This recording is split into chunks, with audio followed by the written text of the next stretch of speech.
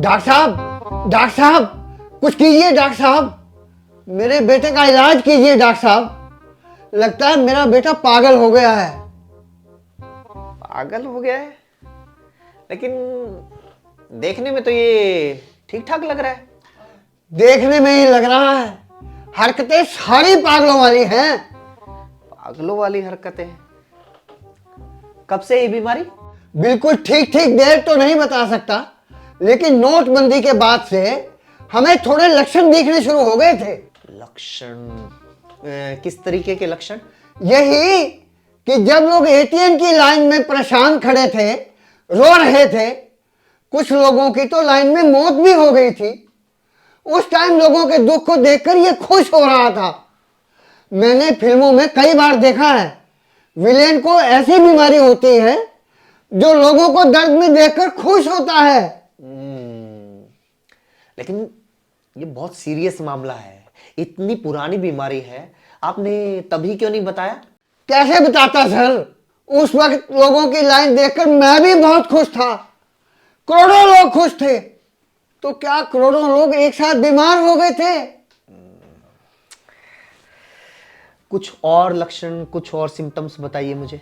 यही कि पहले मैं न्यूज चैनल देखता था तो ये टीवी पर मूवी लगाने की जिद करता था, लेकिन अब उल्टा है, खुद ही पूरा दिन न्यूज चैनल लगाकर देखता रहता है। लेकिन ये तो अच्छी बात है ना अंकल जी, न्यूज तो देखनी चाहिए। बिल्कुल, सुन लो। लेकिन न्यूज देखते देखते हाइपर हो जाता है, गुस्से में आंखें लाल होने लगती हैं, चिल्लाने लगता है, इनको मार देना चाहिए, काट देना चाहिए, एनकाउंटर करवा देना चाहिए, बुलडोजर चढ़वा देना चाहिए, ये देशद्रोही हैं। घबराने वाली बात नहीं है अंकल, आप वैसे ही टेंशन ले रहे हो। आजकल है ना खबरों में कुछ ऐसा ज्यादा ही दिखाया जाता है, सुन लो। इसकी वजह से ना कुछ लोगों को गुस्सा आ जाता है। अरे ऐसा क्या गुस्सा डॉक्टर साहब? फैमिली व्हाट्सएप ग्रुप में इसने आधे रिश्तेदारों को देशद्रोही घोषित कर रखा है। इसी के चक्कर में आधे से ज्यादा पड़ोसियों के साथ हमारी बोलचाल बंद हो गई है। जब से शर्मा जी ने इसको अपनी ओपीएस वाली मांग के बारे में बताया, इसको लगता है कि हमारे पड़ोस में शर्मा जी नहीं, दाऊद इब्राहिम रहता है। मुझे तो डर है ये कहीं उनके साथ कोई वारदात ना कर बैठे। तो इसका तो सीधा सा समाधान है ना अंकल जी, डॉक्टर के पास आने की क्या जरूरत थी? आप अपने घर पर न्यूज चैनल्स बिल्कुल बंद करवा दीजिए, किस्सा खत्म। बंद करवा रखा है डॉक्टर साहब, लेकिन अब मूवी भी न्यूज की तरह देखता है, एंजॉय कर ही नहीं पाता। कभी हीरो के डायलॉग से आहत हो जाता है, कभी हीरोइन के कपड़ों को देखकर भड़क जाता है। थोड़ा और बताइए मुझे। और क्या बताऊं बेटा, हमारे घर में कोई अंडा तक नहीं खाता और ये अब चिकन खाने लगा है। क्यों और कब से? कहता है कि मंत्री गिरिराज सिंह जी ने कहा है कि हिंदुओं को झटके वाला चिकन खाना चाहिए। पता नहीं कैसी धार्मिक बातें करता रहता है, हमने तो कभी सुनी नहीं। ओहो, धार्मिक बातें करता है, तो ये तो ठीक बात है ना अंकल जी। कुछ लोग छोटी उम्र में भी धार्मिक विचारधारा वाले बन जाते हैं। यही मैंने सोचा था डॉक्टर साहब।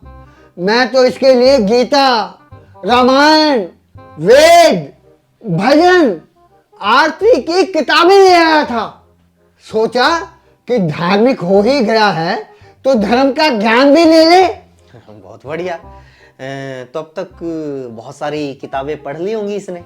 एक भी नहीं, किताब छोड़ो, इसने तो किसी किताब का जिल तक नहीं पढ़ा डॉक्टर साहब।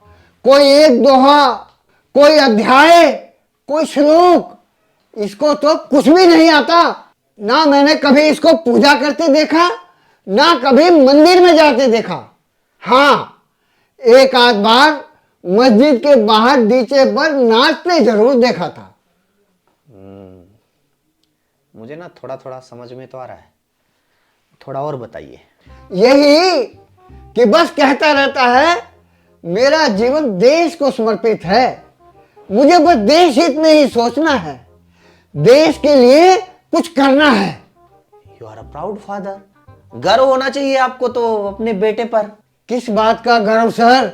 सिर्फ बकलोली करता है, करता धरता कुछ नहीं। पूरा दिन हाथ में मोबाइल और गले में गमछा डालकर घूमता रहता है। कभी किसी मुसलमान की दुकान बंद करवा देता है, कभी सब्जी वालों को पकड़कर उनका आई कार्ड चेक करने लगता है। 3 बार तो लड़कियों ने पुलिस में कंप्लेंट कर दी कि ये उन्हें इंटरनेट पर गालियां लिखता है। पुलिस इसको पकड़कर थाने में भी ले गई। अच्छी बात है ना अंकल, 2-4 दिन रहता जेल में, अकल ठिकाने आ जाती, अपने आप इलाज हो जाता, अपने आप सुधर जाता। कहाँ डॉक्टर साहब, जैसे ही पुलिस वाले थाने लेकर पहुंचे, इनकी पूरी मंडली ने थाना घेर लिया। इनसे तो पुलिस वाले भी डरते हैं, हाथों हाथ छोड़ दिया। ये अंकल आजकल के बच्चे लड़ाई झगड़ा और गाली गलौज सिर्फ यही करते रहते हैं।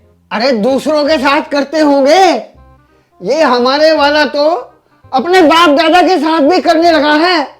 कहता है बाप दादा ने किया ही क्या है हमारे लिए, जो भी किया है मैंने किया है। पहले घर में था ही क्या, जो भी बनाया है मैंने बनाया है। बताओ सर, स्कूटर बेचकर मोबाइल ले आया, पढ़ाई छोड़कर रील बनाने लगा है, काम धंधा छोड़कर आवारागर्दी कर रहा है, और इसको लगता है कि घर के लिए सब कुछ यही कर रहा है। हमें तो समझ नहीं आता डॉक्टर साहब, ये क्यों ऐसा बन गया है। लोगों ने कहा कि दिमाग के डॉक्टर के पास लेके जाओ, वही इसका इलाज हो सकता है। समझ गए अंकल जी, बीमारी तो बहुत गंभीर है, और ये बीमारी ना आजकल करोड़ों लोगों को लगी हुई है। लेकिन इसका इलाज तो तब होगा ना जब ये लोग माने कि ये बीमार हैं। ये सिर्फ आपके घर का नहीं, ये किसी डॉक्टर का नहीं, बल्कि हमारी पूरी डेमोक्रेसी का मामला है अंकल। ये बीमारी मेडिसिन से नहीं, सोच समझकर मतदान करने से ठीक होगी। अगर आप भी अपने बच्चों को ऐसी गंभीर बीमारी से बचाना चाहते हैं ना, तो अगली बार सोच समझकर मतदान करना।